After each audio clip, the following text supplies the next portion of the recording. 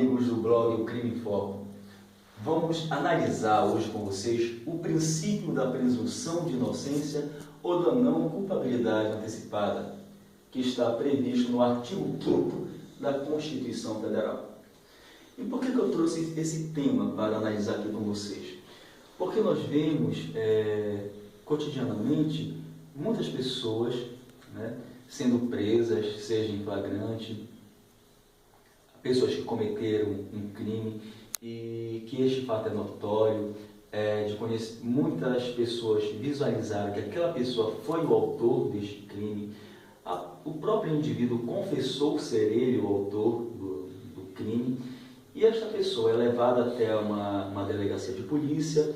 Lá é feito o inquérito, aberto o inquérito policial, essa pessoa é presa em flagrante e logo em seguida ela é colocada à solta novamente nas ruas.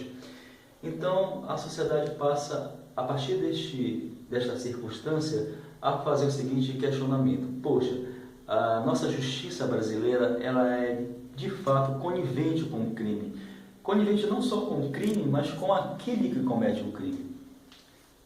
E passam então a culpar os operadores do direito, seja promotor de justiça, juiz, advogados, imputando a eles uma conivência com o crime, quando na verdade o operador do direito nada mais realiza do que um trabalho técnico, Ele nada mais faz do que aquilo que a lei estabelece, do que o Código de Processo Penal prevê. E o leigo, a sociedade de uma forma geral, desconhece o princípio da presunção de inocência, que diz que ninguém será considerado culpado sem antes o trânsito em julgado da sua sentença penal condenatória. Gente, isso traz uma importância substancial para o processo penal e para o fato em si. Por quê? Eu não posso querer que a pessoa que cometeu o crime cumpra desde logo a sua pena, sem que antes observe o devido processo legal, sem que eu confira a esta pessoa o princípio do contraditório, da ampla defesa, sem que ela possa, em juízo, se defender. Ou seja, eu tenho então que permitir que este indivíduo, embora cometedor de um crime, ele percorra todo um percurso processual, que ele seja processado e ao final julgado. E depois de todos os recursos interpostos, até a instância máxima, que é o Supremo Tribunal Federal, e lá chegando o Supremo Tribunal Federal decidindo de fato que este indivíduo é o autor do crime, ele ser submetido à sua pena, e aí sim ele irá cumpri-la. Percebam então, se eu sou o autor de um crime, se o Estado está me dizendo que eu cometi determinado crime, a ele, Estado, deverá juntar as provas e me processar. A ele, Estado, deverá provar que eu, de fato, sou o autor desse crime. Porque o ônus da prova cabe a quem alega. Não me é dado, portanto, produzir provas contra mim próprio. Então, se o Estado está dizendo que eu sou o autor do crime, ele, Estado, que venha e prove este fato.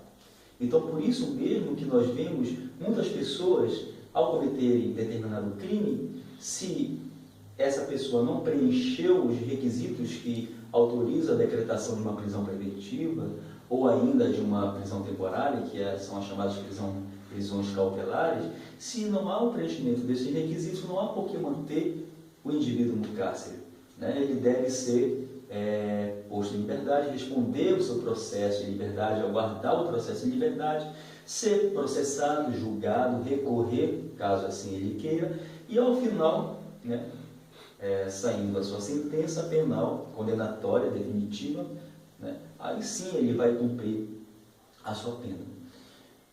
Muitas pessoas que cometem crimes, nós vemos que às vezes ficam mantidas presas porque preencheu os requisitos que autorizam a decretação de uma prisão preventiva.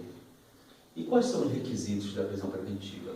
A prisão preventiva só poderá ser decretada para a garantia da ordem pública, garantia da ordem econômica, para garantir a aplicação da lei penal e por conveniência da instrução criminal. Bom, o que é a garantia da ordem pública? Se este indivíduo cometeu um crime que trouxe grande repercussão para a sociedade e desta repercussão, se ele ficar solto, a sua própria vida estará correndo riscos, né? Cabe ao Estado, então, custodiá-lo, cabe ao Estado preservar a sua integridade para que ele seja processado e julgado. Então, perceba que há um preenchimento que autoriza a decretação de uma preventiva para garantir a ordem pública. Então, ele será preso preventivamente. Para a garantia da ordem econômica, no caso deste indivíduo cometer um crime contra o sistema financeiro nacional, um crime contra a ordem econômica. Neste caso, se ele ficar solto, ele poderá ainda continuar agindo. Então, é decretada a sua prisão preventiva.